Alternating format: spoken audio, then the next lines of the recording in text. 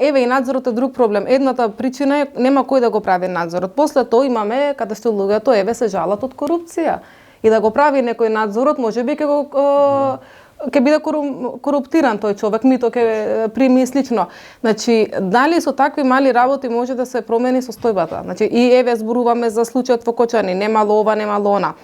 Значи, нешто последно ова година беше, мислам дека во Турција се запали хотел, место за земување, каде што имаше на 200 луѓе, и повеќето од нив умреа внатре, изгоре, исто така хотелот немаше противпожарни скали. Така што не е ова појава што се појавува само во Кочани или во Македонија. Значи, еве спомнавме за случајот во Грција, исто така во Нови Сад, каде што протести има актуелни, нели, во Србија. Значи, илузијата мене ми е проблем што луѓето ја имат во однос на корупцијата и во однос на правење на, не знам, капитализам со човечки лик. Значи, такво нешто не може да постои. Затоа што вакви несреќни случаи се случуваат и во Америка. Значи, во тие торнадо ќе удри, кој ќе загини таму, тие куќите што се изградени во секакви стандарди. Апсолутно, значи нема да загинат богаташите во Америка.